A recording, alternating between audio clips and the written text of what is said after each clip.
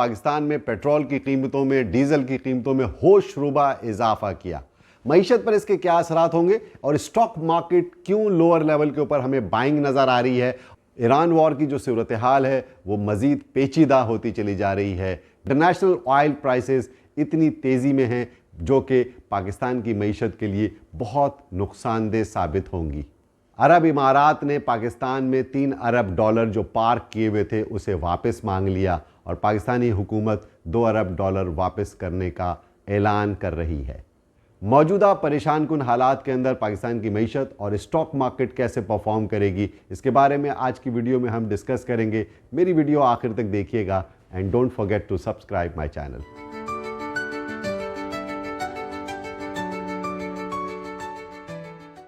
अस्सलाम वालेकुम, मैं हूं शकील अनवर कमाल और हाजिर खिदमत हूं आपके सामने स्टॉक मार्केट का वीकली रिव्यू लेकर के।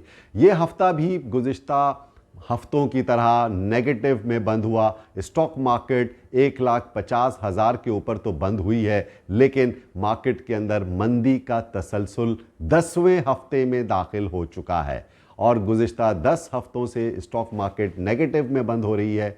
आइंदा हफ्ते क्या रहेगा, किस तरह से मार्केट परफॉर्म करेगी, इससे पहले जानना ज़रूरी है कि ये जो ऑयल की कीमतें दुनिया में बढ़ रही हैं उसका पाकिस्तान की मईशत पर क्या असर पड़ रहा है। यकीनन नेगेटिव असर पड़ रहा है। पाकिस्तान में महंगाई बढ़ रही है और गुज़िश्ता दिनों गवर्नमेंट ने जो बहुत होशरुबा इजाफा किया, massive increase in petrol diesel prices, जो कि रिकॉर्ड इंक्रीज़ हमने देखा है। 458 रुपये पेट्रोल की कीमत बढ़ाई गई, 520 रुपये डीजल की कीमत कर दी गई है, जो कि बहुत ज़्यादा इजाफा है। लेकिन 2 दिन के अंदर ही वज़ीर आज़म ने उसमें 70 रुपये की कमी पेट्रोल की कीमत में करके 382 रुपये कर दी है। गो के एक रिलीफ महसूस हो रहा है, लेकिन ये कि मेरे कत्ल के बाद उसने जफ़ा से तौबा, हाय उस ज़ूद पशीमा का पशीमा होना।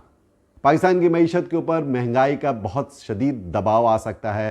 पेट्रोल की कीमतों के बढ़ने के बाद बिजली की कीमतें, गैस की कीमतें, कराची के अंदर LPG का सिलेंडर 500 रुपये पर किलो हो चुका है, which is a phenomenal increase. इसके साथ साथ आप देख रहे हैं कि जो बुनियादी अशियाए खुर्दनोश है, दूध की, आटे की कीमतों में इजाफा हो रहा है, किरायों में इजाफा हो रहा है और गवर्नमेंट अब किस तरह से मार्केटों को बंद करने का और फ्यूल को कम से कम खर्च करने का प्लान दे रही है, जो कि एक क्रिटिकल सिचुएशन की निशानदेही कर रहा है। और इस नाजुक सूरत हाल से मुल्क कैसे नबर्दाज़मा हो सकता है, इसी हालात के अंदर एमिरेट्स ने, UAE ने आपसे जो $3 अरब पाकिस्तान के स्टेट बैंक ऑफ पाकिस्तान के सेफ डिपॉजिट्स में रखे हुए थे वो मांग लिए।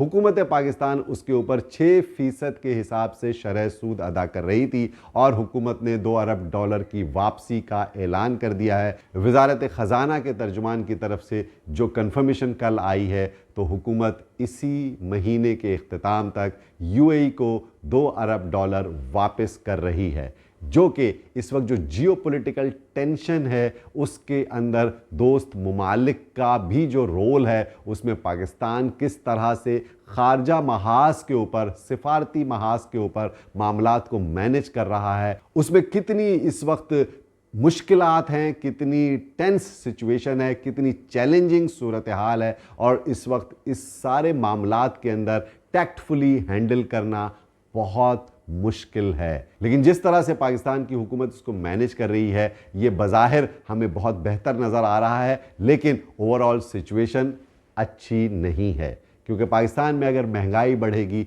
तो लामहला आपको इंटरेस्ट रेट बढ़ाना पड़ेगा, जो कि 27 अप्रैल को मॉनेटरी पॉलिसी कमेटी की मीटिंग है और उसके अंदर अगर इन शरह सूद में 50 बेसिस पॉइंट से लेके 1% तक इजाफा मुतवक्को है, जो कि मार्केटों के लिए और एसेट क्लासेस के लिए एक अच्छी खबर नहीं है।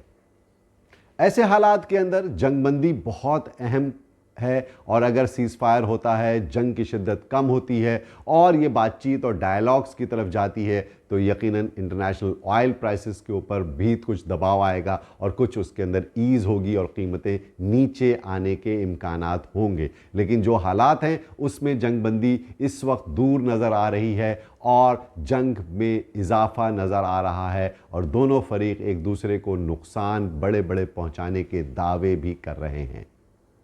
आबनाए होर्मुज के बंद होने से जिस तरह से लॉजिस्टिक्स और शिपिंग का प्रॉब्लम क्रिएट हुआ है, उसने ऑयल की कीमतों में इजाफा जिसकी वजह से हो रहा है, उसके बाद अगर मज़ीद गुज़रगाहों के ऊपर बंदिश आती है तो ये एक बहुत बड़ा इंटरनेशनल क्राइसिस क्रिएट हो सकता है। मैं उम्मीद करता हूं कि ये जंगबंदी के ऊपर जो डायलॉग्स की बातें हो रही हैं उसमें कुछ पेशरफ्त हो और ये जंग जल्द से जल्द बंद हो, ताकि दुनिया की मईशतों के अंदर कुछ संभाला आ सके। As far as Pakistan stock market is concern, गुज़िश्ता दिनों जब पेट्रोल की कीमतों के अंदर बेपनाह इजाफा हुआ और उसके बाद फ्राइडे को जब मार्केट खुली है तो ये उम्मीद की जा रही थी कि मार्केट क्रैश हो जाएगी। बज़ाहिर बहुत सारे लोगों का ये मानना था, लेकिन मैं पहले भी आपको बता चुका हूँ कि मार्केट की अंडरलाइंग स्ट्रेंथ बेहतर हो रही है। मार्केट ने अपने टॉप जो बॉटम्स बनाए हैं वहाँ पर सपोर्ट बहुत अच्छी नज़र आ रही है, और मार्केट 149 150 के लेवल पर भी मार्केट को एक इनिशियल सपोर्ट मिल रही है और मार्केट ने वहाँ से रिकवरी के साइंस नज़र आते हैं। और उस ख़ास फ्राइडे को जो ख़ास तौर पे जो रिकवरीज हमें नज़र आई हैं उसमें रिफाइनरीज ने बड़ा कलीदी किरदार अदा किया है। अटक refinery, national refinery, Pakistan refinery, synergy, इसके अलावा जो ऑयल मार्केटिंग कंपनीज़ है उसमें PSO ने भी बहुत कलीदी किरदार अदा किया, और ये सब पॉजिटिव जोन में बंद हुए हैं। हालांकि ओवरऑल इंडेक्स 1500 पॉइंट के करीब माइनस में बंद हुई है, लेकिन मार्केट फिर भी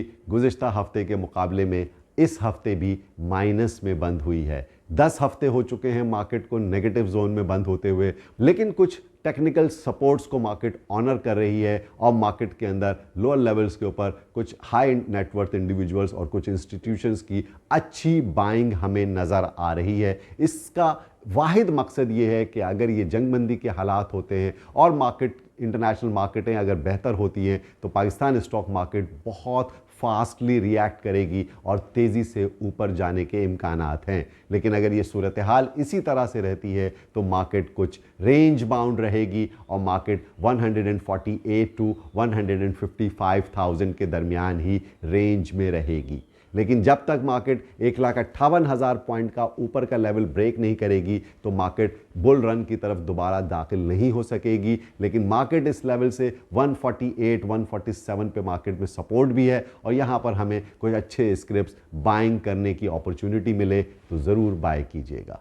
3 सेक्टर्स के बारे में मैं बता दूं, और रिफाइनरी सेक्टर ने तो परफॉर्म कर लिया, बैंकिंग सेक्टर के अंदर बाइंग नज़र आ रही है और टेक्नोलॉजी सेक्टर के अंदर भी हमें बाइंग नज़र आ रही है। तो इन सेक्टर्स के अंदर अगर आपको डिप मिले तो आप छोटी छोटी एक्यूमुलेशन कर सकते हैं। इस हवाले से अगर आपको कोई सवाल हो तो कमेंट ज़रूर कीजिएगा। अपना बहुत ख्याल रखिए। अल्लाह हाफिज़।